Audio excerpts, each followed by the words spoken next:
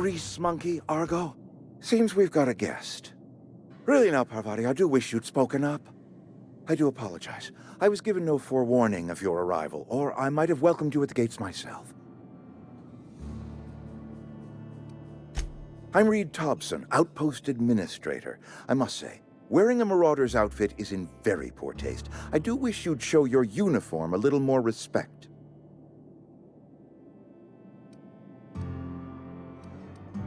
Shirt, pants, work boots, company-approved colors. The, honorable apparel of a loyal worker?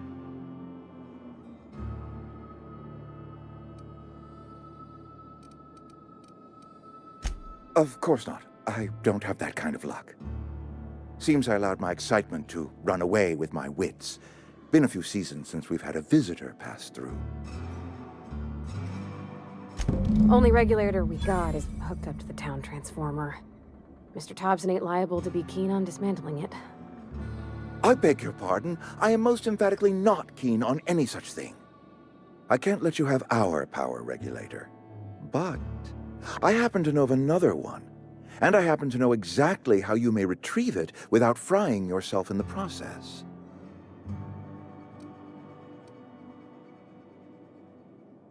My proposition benefits the both of us. Please, hear me out. There's a power regulator in the old botanical lab.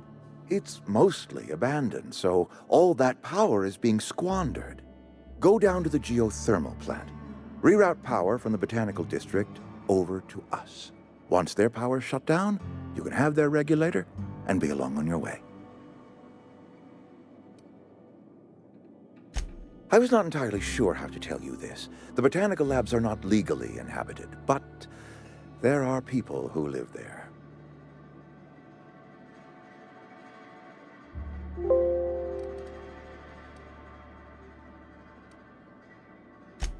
No, I do not imagine they will be pleased. But like a parent disciplining an unruly child, you will be doing them a kindness. The people living in the botanical labs, they're deserters, former workers. I need them back at their posts. I need them to come home.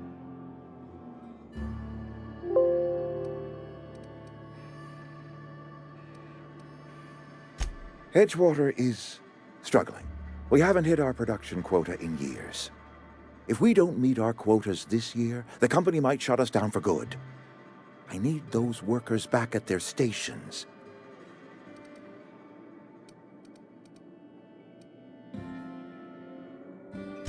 Neither do I. The fault was entirely mine. I pushed them too hard.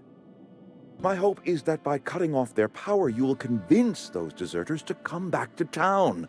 Before you go to the plant, I want you to stop by the botanical lab. Speak to their leader, Adelaide. Tell her the power's about to go, and that it's time her band of deserters came back to town. Adelaide's older than the other deserters. She's dignified, kindly. From what I understand, her camp looks to her for leadership. That reason was me. I asked too much and pushed too hard. But I am ready to make amends if they are willing to return to the fold. We belong to one community, the Spacer's Choice family. If we dissolve into factions, then we will all perish separately. Adelaide will understand that. My dad told me all about the plant. Taught me all he knew. I could come in useful. I mean, if that's all right with you, Mr. Thompson. Sir. I hesitate to part ways with Miss Holcomb, but I cannot deny that she is talented and may prove useful to you. You will need an administrative passcode in order to enter the plant. I am trusting you with mine, and trusting Miss Holcomb to guide you if you'd like. Great! I got my wrenches and diagnosticators and hairpins and engine tape, so I'm all set. Well, I am glad to hear that. Best of luck to you, and thank you again for your help. It is a lot to ask of a stranger, I know.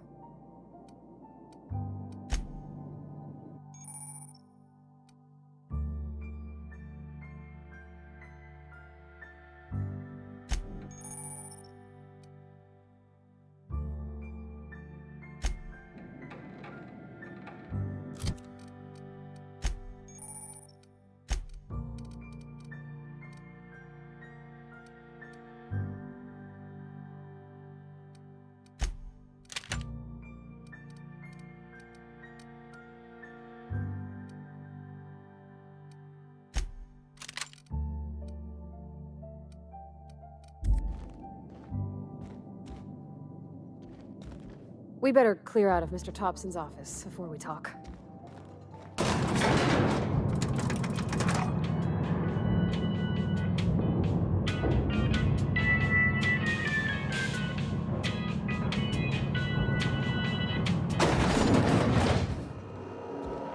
Hey, mister, can we talk? Sorry. Can we... Sorry. You just want to get out of here. And you likely don't want to tag along like me. It's just... Mr. Thompson has his own view on matters, on account of it's his job and what all, but that's not the only side of the tale.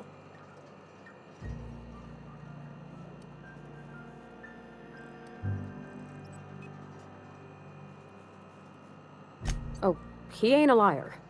He believes every word he says. It's just, he doesn't always get where other folk are talking from. To Mr. Thompson, a person's a gear. It does its job quiet-like. If it squeaks or stutters, it gets replaced. The deserters are decent folk. I knew some of them before they left.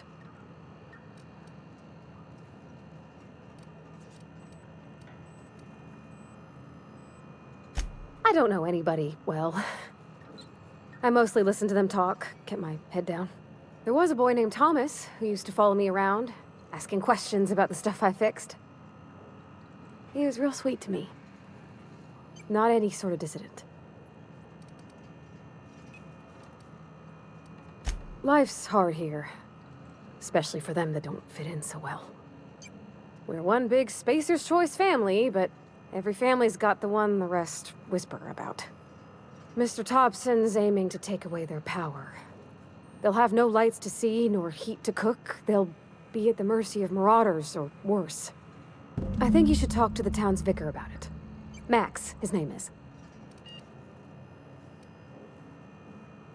Books are for rich folk. I wonder what he wants with something like that.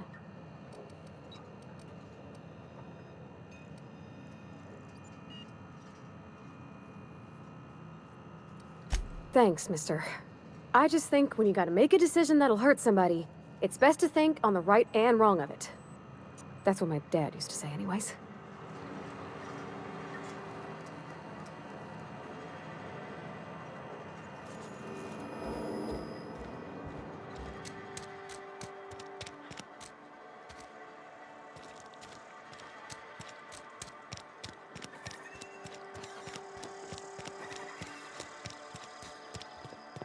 I've always felt weird in here. It's too clean. I'll meet you on the ship when you're ready to depart from Emerald Vale, Captain. But what? I thought you would talk to him. You wanted to speak to me, Ms. Holcomb? Every time I've tried to engage you in conversation, you look at the floor, answer in single words, and slink away. I can't imagine what would be so grave as to drive her to my mission.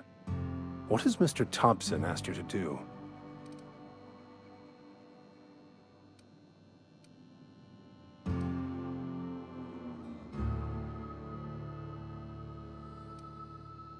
Depriving them of safety from the marauders and wildlife. I can see why that troubles you. Miss Holcomb has a soft heart. Always has, if you believe the talk. They rejected the order of society and live beyond the walls so thoughtfully provided by our Spacer's Choice patrons. Does that strike you as a responsible life choice? Assuming your goal is to save as many as possible, then you should bring everyone together. Send the power to Edgewater and convince the deserters to return to the fold.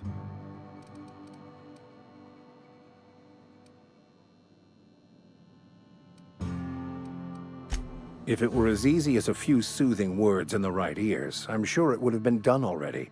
Consider it a challenge.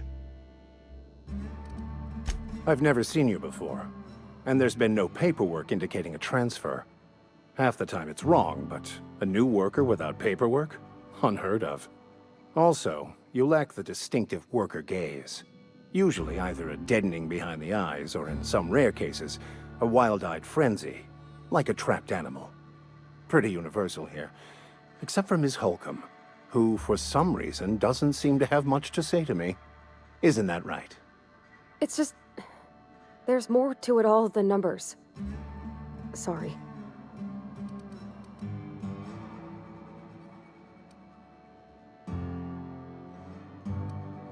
Oh, nothing could be further from the truth. I'm simply bemoaning the level of spiritual awareness in this town. Yes, but there are few who hear me in this miserable place. I must double my efforts to elevate my flock. These are good, hard-working people here.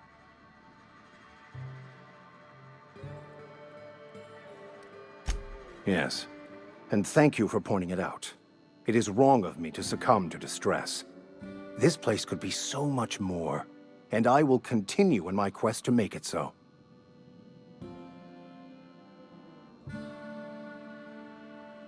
They who are not satisfied with their work are satisfied with nothing.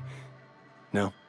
How about, work fortifies the spirit. True exhaustion awaits idle hands.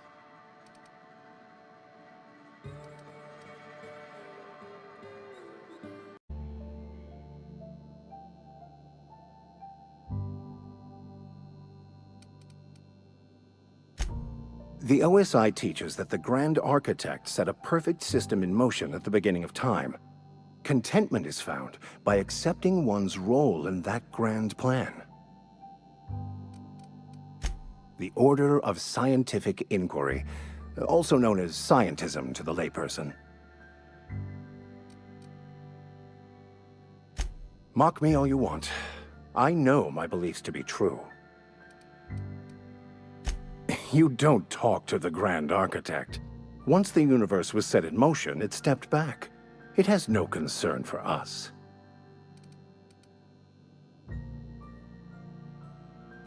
We will eventually decode the plan and all its intricacies. Once we are able to deduce the properties of every particle in the universe and its trajectory, we will know everything. The future, the past, each person's place within the plan, all will be laid out before us, removing struggle and bringing peace. No one will ever need question their path again.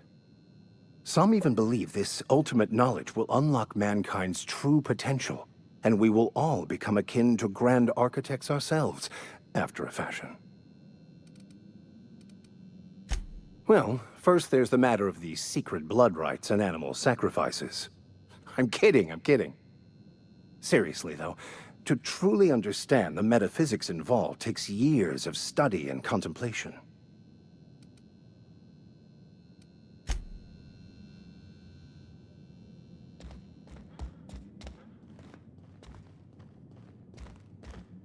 Where are we headed? That's on account of how I never met her. She was in another division of the Spacer's Choice family. She worked in the Vale a few months, sorting the cannery computers. Her contract said any kids she had, expected or not, belonged to her office from the time of conception. So when I was born, I got sent here. It's sensible. Dad just fixed machines. She did some kind of crazy math, high-level stuff. Better to raise me on his time than hers.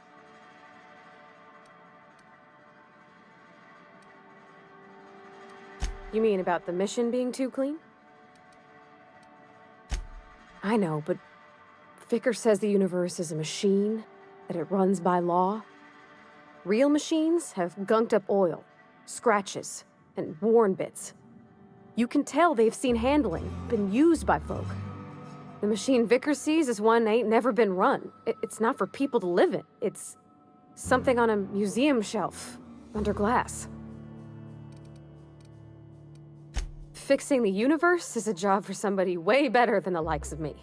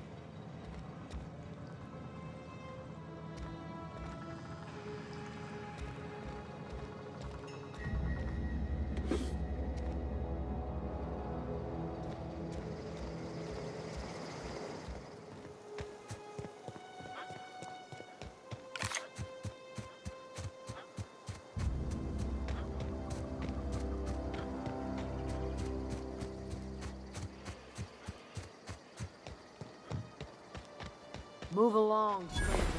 We don't want any trouble.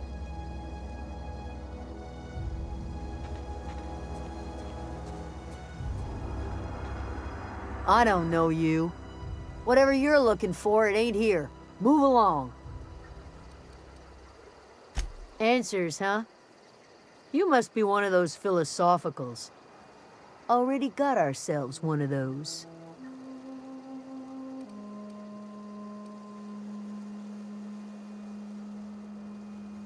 Yeah, that's us.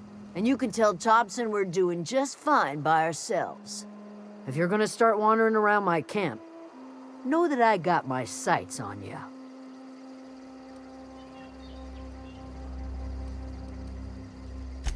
A Geo what? Look, plants ain't my purview. You're better off asking after Adelaide. Enough with the questions. No offense, but I've got a lot on my mind.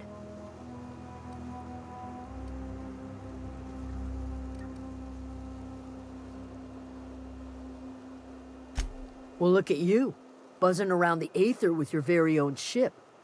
Rest of us gotta make do with the ground at our feet. No, I'm sorry. That was unworthy of me. Lady named Zoe went missing some nights ago. Just up and vanished without a trace. Now I'm pacing around wondering if marauders got to her.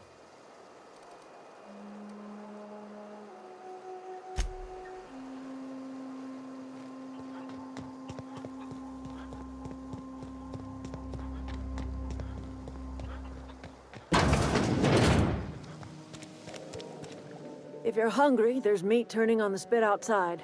If you're bearing illness, find a place to lay your head down and I'll fetch you a poultice. Whatever your troubles with Edgewater, leave them at the gates and be welcomed here. Any questions, dear? I have been called that, among other things. Green Thumb, grandmother, the strange old lady who keeps flowers. But yes, Adelaide will do just fine. Excuse me, Miss McDevitt? Sorry, it's just... You got such pretty trees in here. Why, thank you. You're Robert's girl, aren't you? I remember when you were but a sprout. Thomas speaks of you often. Are you staying long? You should try some of my tobaccorn tea. I brew it in an old spittoon, but it's been cleaned.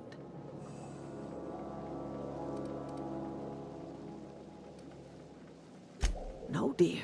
The garden belongs to us all. Life is the gift of the universe, and the universe yields its bounty equally, absent of prejudice. The soil around the Vale went sour years ago, but I found a way to sweeten it back up. The secret recipe is a little bit of elbow grease, a dash of love, and a heaping pile of special fertilizer. A home for anyone who's ever turned their backs on Edgewater. A home for those of us with nowhere left to go and nothing to lose. So, like the spores of the puffball, cast on the wind and alighting on fresh soil, we put down new roots. Terrible to those of us accustomed to the comforts of a civilized life. But I have always believed that freedom is more important than comfort. Reed Thompson? You here on behalf of that cold-eyed reptile? Let's hear it. What's Reed's idea of peace, then?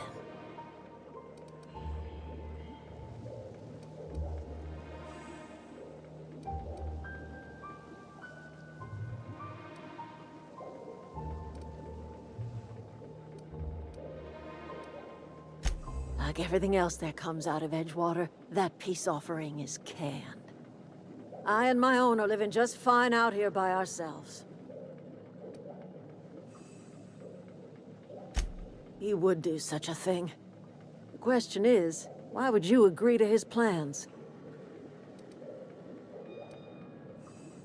Cannery's got a regulator. You want ship parts, you ought to rip 'em out of the cannery's guts and leave us be. If you're going down to the plant, you should divert power away from Edgewater and toward our end of the grid. Think about it. You'd be liberating an entire town from a lifetime of service to that odious cannery. Seems the sort of thing a hero would do. You've seen that miserable excuse for a town with your own lamps. Hollowed-out workers laboring their lives away at the cannery, living off whatever scraps Spacer's Choice throws them. You know that's true, don't you, Ms. Holcomb? Your father died of overwork. His heart gave out. He was tired all the time, sure, but he was old, ma'am, and he raised me all by his lonesome. Look what they did to this child. Lost her family to the company, and still she defends them.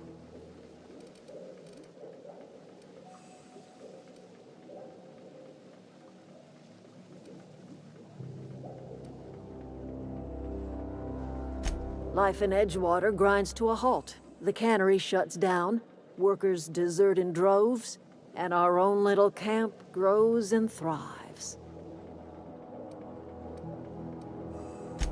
You bring power to Reed's town and you'll be killing us. Reed knows it. He's counting on it. I trust you will listen to your conscience. Anything else I can do for you?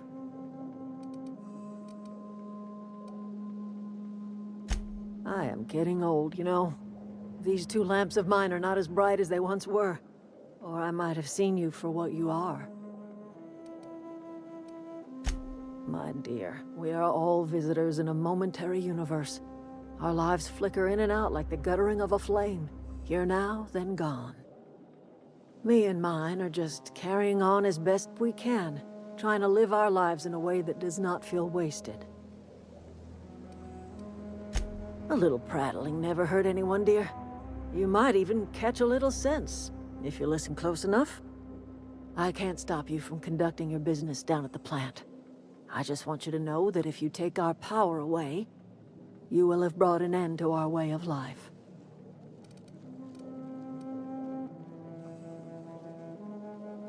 Not under Reed's watch. He and I would come to blows within a day, and he would never tolerate my tending to a garden. This is my home. It will be my home even if Reed cuts our power. Simple as that. That's because Reed was my boss. I was the cannery's one and only flavor specialist, you see. Remember that limited run of white chocolate saltuna? That was all me. My son worked in that cannery. When the plague started coming, he was one of the first to fall sick. We had a store of medicine locked away, but Reed refused to treat him. Said my boy didn't deserve treatment. Said the medicine would have been wasted on him. So I buried my boy in the cemetery, gathered my belongings, and left. That's as much of the story as you need to hear.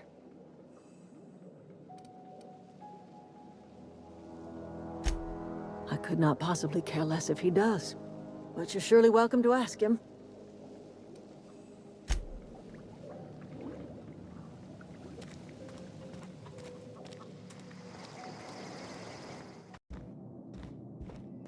If you could see your way to getting us our power back, I'd appreciate it. Go ahead.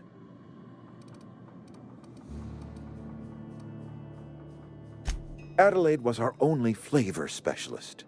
We are a Saltuna canning institution. Saltuna without flavor is like a cysty pig without tumors, borderline inedible. Were it up to me, friend, I'd stack our larders with Saltuna galore. No other brand of Saltuna adds as much vim or vigor to the body's humors. But, and this is something we must keep between the two of us, Saltuna is hard to come by, what with being a species indigenous to the seas of another world.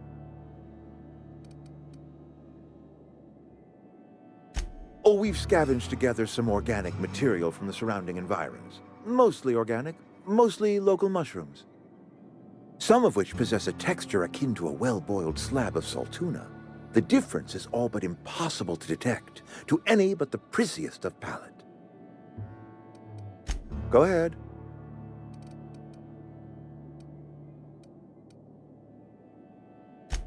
Can we not? Talking about unpleasant things always gets my bile up. If I had enough medicine to treat everyone who fell sick, I would, but I don't. I can't save everyone. So I have to choose. Adelaide's son was barely competent. I treat him with our medical rations, and it looks like I'm playing favorites. Now, I will not pretend to understand the suffering Adelaide must have felt on account of losing her child, but she is not the only one to have felt such suffering. I wish she had stayed with us. Adelaide left us when we needed her most. That I cannot say. There was no moment when the plagues began. Disease always lurks on the fringes of society, waiting to infect the idle and the lethargic. But in the last 10 years, the plagues have become progressively worse and increasingly frequent. Corporate doesn't like us using the word should. It encourages the imagination. I believe plague is a test. It is a test of our loyalty and our fortitude, and it is one we will see through to the end. Go ahead. It is my job to keep two eyes on my town. I am the steward of this place, and this is my watch post. I'm trying to remember 25 years, 26. When you get to my age, the years just rush by. You stop counting altogether. I remember looking out this window and seeing the veils spread out from horizon to horizon. We were a sprawling town. We were booming. Times change, people change, but the veil will always be here. Spacer's choice will always be here. Our work won't ever end. I take comfort in that. I wish you wouldn't say things like that. Yes, as a matter of fact. When I stand at my window and look out over my town, here's what I see. I see decent, loyal, hard-working people. I see a family. We are all part of the Spacer's Choice family. We are all doing what we were brought into this world to do. This is a Spacer's Choice town. We're all part of the Spacer's Choice family here. The company keeps us warm, keeps us fed, keeps us working. Loyalty's got nothing to do with it, friend. This is good old-fashioned gratitude.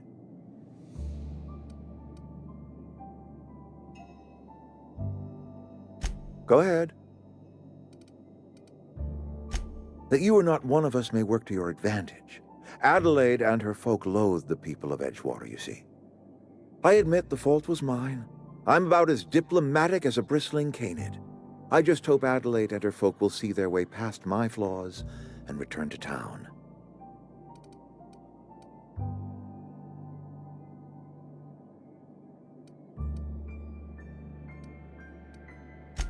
Scripture tells us we all have our purpose in the world. Our work shows us that purpose. We should not have to move on from it. Yes, we have lost good workers to desertion. We have lost even more to plague. But it is why we must square our shoulders and carry on.